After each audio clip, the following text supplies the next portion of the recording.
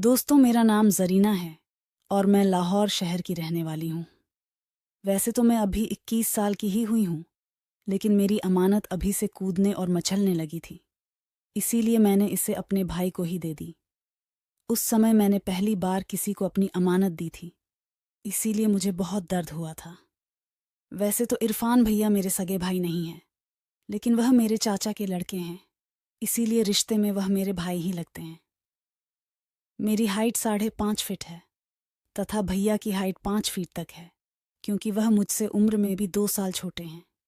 हम शहर में रहते थे और हमारे चाचा और उनकी फैमिली गांव में रहती थी। इस बार इरफान भैया ने 12वीं क्लियर की थी, इसलिए वह अपनी छुट्टियां मनाने हमारे पास शहर आए थे।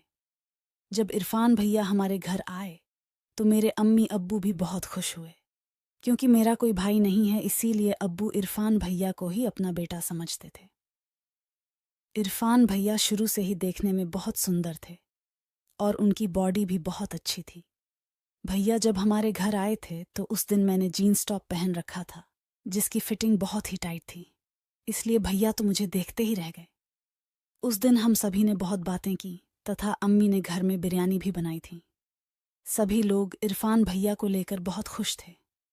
रात को इरफान भैया अम्मी अब्बू के साथ ही सो गए। मैंने सोचा था शायद वह मेरे कमरे में सोएंगे, लेकिन अम्मी अब्बू ने उन्हें अपने पास सुला लिया। सुबह भैया लेट ही उठे थे। भैया जब तक उठे थे अब्बू बैंक में जा चुके थे तथा अम्मी हमारे लिए खाना बना रही थी। इसीलिए मैं भैया के लिए उनके कमरे में चाय देने के लिए चली गई। आज मैं सुबह ही नहा धोकर तैयार हो गई थी तथा मेकअप करके फिटिंग वाला सूट सलवार पहन लिया था। सुबह सुबह मेरे दर्शन करके भैया भी खुश हो गए। उन्होंने देखते ही कहा कि दीदी, आप तो एकदम कहर उठा रही हो, आज इतना किसके लिए सजी हो। तभी मैंने भैया से कहा कि और किसके लिए सजूंगी, पागल, घर में एक तुम ही तो आए हो। तभी भैया बोले कि भला मेरे लिए इतना सजने संवरने की क्या ज़रूरत है, मैं कौन सा तुम्हारा शौहर लगता हूँ। तभी मैंने कहा कि भैया, आप तो बुद्धू के बुद्धू ही रहोगे, और फिर मैं उन्हें चाय थमाकर चली गई। 2 घंटे बाद अम्मी ने हमारा खाना डाइनिंग टेबल पर लगा दिया था और खुद पड़ोस वाली आंटी के यहाँ उनके बच्चे का नाम था तो वहाँ पर चली गई। थोड़ी देर बाद भैया भी नहाकर खाना खाने आ गए थे और मैं डाइनिंग टेबल पर उन्हीं का इंतज़ार कर रही थी। मैंने आज जानबूझकर चुन्नी नहीं ली थी ताकि भैया को जन्नत के दर्शन हो सके, क्योंकि मैं भैया को अपने जाल में फंसना चाहती थी ताकि वह मेरी गर्मी दूर कर सकें।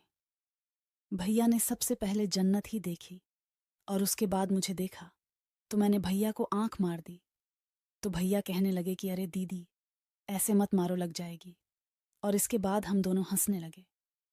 भैया खाना खा रहे थे, लेकिन मैं पहले ही खा चुकी थी, इसीलिए मैं बस उन्हें देख रही थी। और मैंने उनसे पूछ लिया कि भैया, दूध पियोगे क्या। तो भैया ने वहाँ पर देखा तो वहाँ दूध नहीं था, तो वह बोले कि पी लूँगा, पर यहाँ पर कहाँ है। तो मैं बोली कि मैं उस वाले दूध की बात नहीं कर रही हूँ। तभी भैया बोले कि दीदी, आप बहुत बिगड़ गई है, भला कोई अपने भाई से भी इस तरह की बात कर सकता है क्या। तभी मैं भैया से कहने लगी कि भैया, आपको तो पता ही है, मेरी मौसी ने अपने चाचा के लड़के से शादी की थी और आपके मामा ने भी तो अपनी चाची से शादी की थी। और फिर मैं भैया से रिक्वेस्ट करने लगी कि प्लीज़ भैया मान जाओ ना, इतना भी क्या तरसा रहे हो। हम कौन सा किसी को मार रहे हैं जो हमें पाप लगेगा। हम तो बस थोड़ा सा एंजॉय करना चाहते हैं और मैं आपको भी बहुत मज़े करवाऊंगी, बस आप एक बार हाँ तो करो। उस दिन मैंने भैया को बहुत मनाया, लेकिन भैया राज़ी नहीं हुए। खाना खाने के बाद हम सो गए तथा दोपहर के बाद अम्मी जान भी वापस आ गई थी। शाम को हम तीनों, अम्मी जान और इरफान भैया, शहर में घूमने के लिए चले गए। हम शहर के सेंट्रल पार्क और खाना खाने के लिए होटल में भी गए थे। शाम को अब्बू जान भी बाहर से खाना खाकर आ गए तथा थके होने के कारण टाइम से ही सभी सो गए थे। आज मैंने अब्बू जान और अम्मी से जिद करके भैया को मेरे कमरे में सुला लिया था। शाम को हमने लगभग 12 बजे तक बातें की थीं और मैंने भैया से पूछ भी लिया था कि भैया, अगर आपकी कोई सेटिंग है तो भी मुझे बता दो।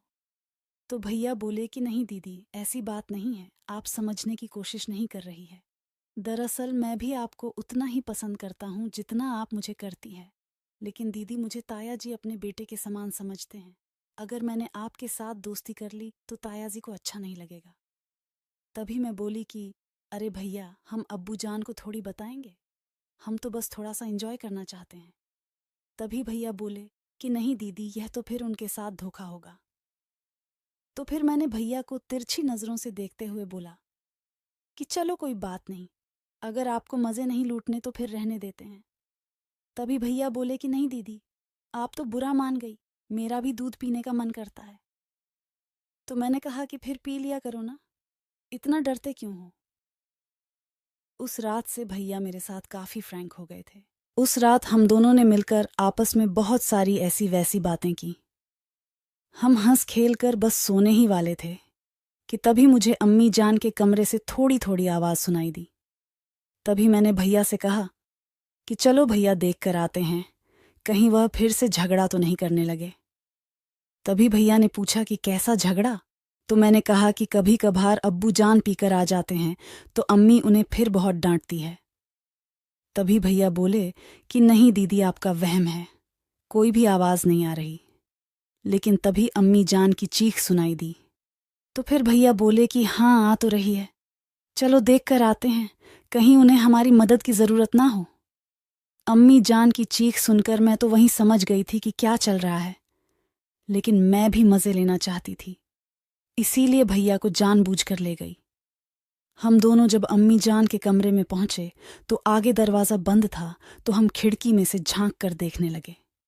लेकिन वहां भी हमें कुछ दिखाई नहीं दिया क्योंकि काफ़ी अंधेरा था।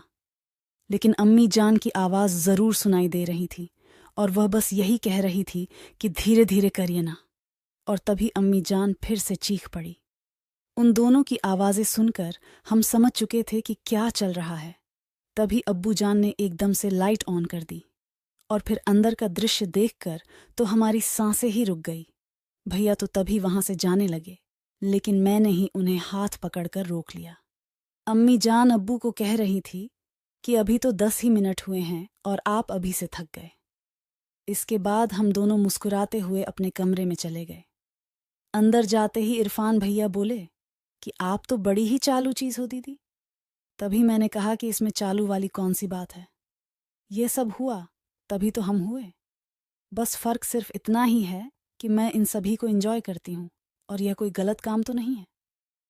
तभी भैया शर्माते हुए बोले कि दीदी, वो मुझे भी भूख लग रही है, थोड़ा दूध पीने को मिल जाए तो। तभी मैंने भैया की टांग खींचते हुए कहा कि अच्छा, तो अब तुम्हें दूध भी पीना है। अरे पागल, मैं रिश्ते में तुम्हारी दीदी लगती हूँ और तुम अपनी दीदी से इस तरह की बातें कर रहे हो। मेरा इतनी मजाक करते ही इरफान भैया तो पानी पानी हो गए, लेकिन फिर मैं ज़ोर ज़ोर से हंसने लगी।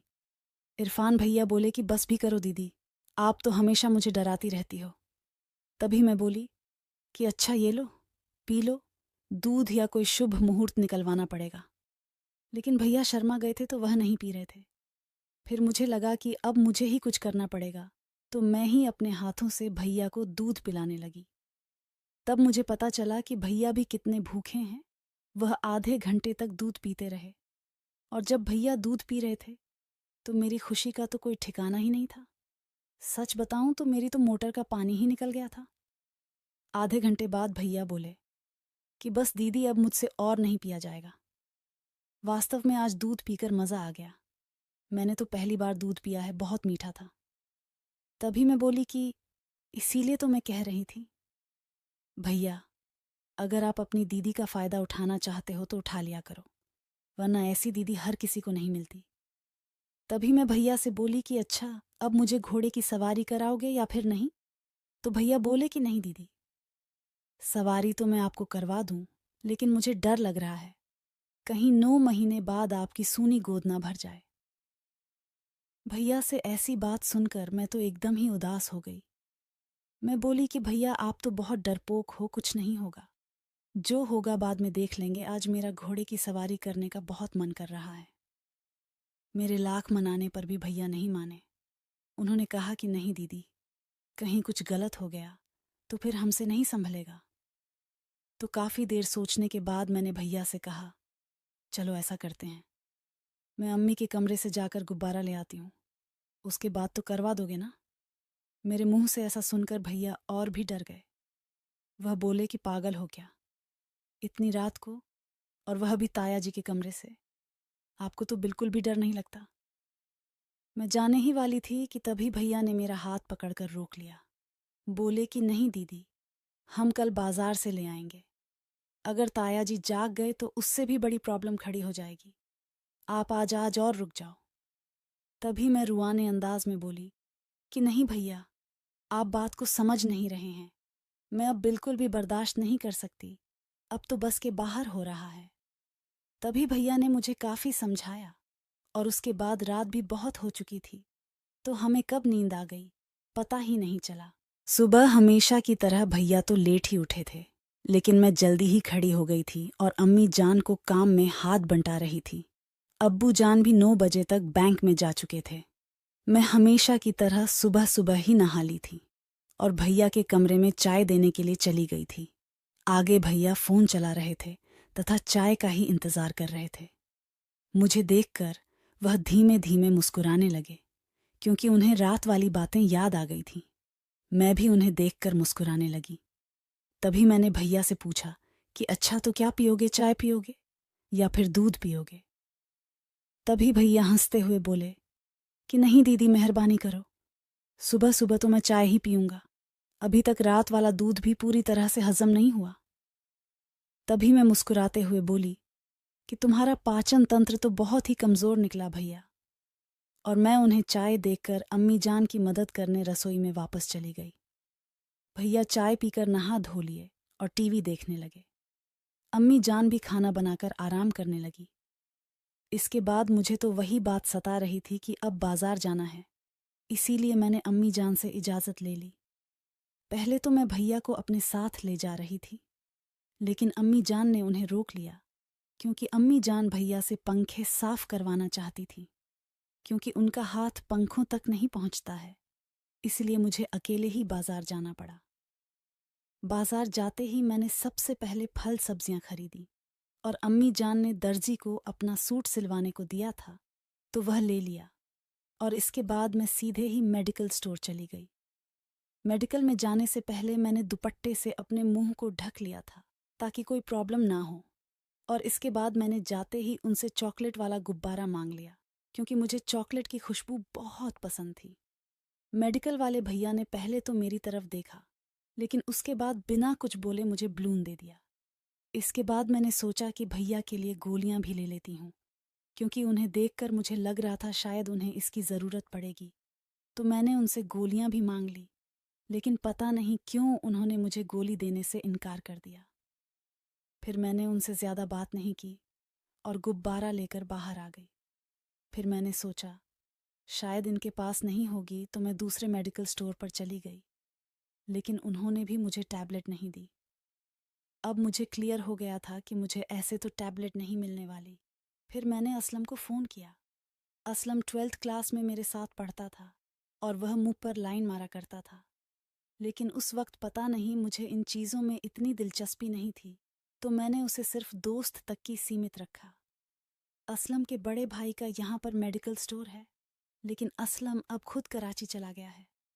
असलम को फ़ोन करते ही पहले तो वह मुझे नहीं पहचान, लेकिन बाद में पहचान गया। जब मैंने उनसे टैबलेट के बारे में कहा, तो वह एकदम से हैरान हो गया और बोला कि अरे जरीना, तुम्हारी शादी कब हो गई? तुमने तो मुझे शादी में भी नहीं बुलाया। तो मैंने उसे मुस्कुराते हुए कहा कि नहीं, वह बात नहीं है, मैं अभी भी कुंवारी ही हूँ। तो असलम बोला कि अच्छा